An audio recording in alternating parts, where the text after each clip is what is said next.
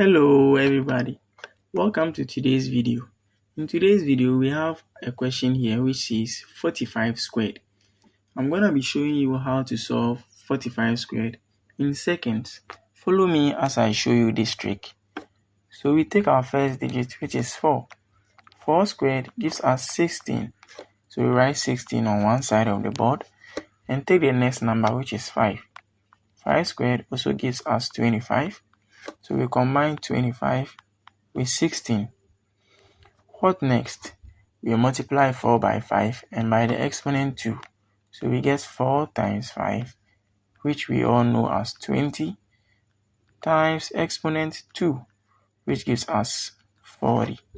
So we can write 40 here and add a 0 to the end and sum it all up. And guess what? 5 plus 0 is 5. 2 plus 0 is also 2. 6 plus 4 is 10. So we maintain the 0 and bring 1 here. And 1 plus 1 is 2. So this 45 squared shows our current year in which we are now. Thanks for watching this video and don't forget to subscribe and like. See you in the next one. Bye bye.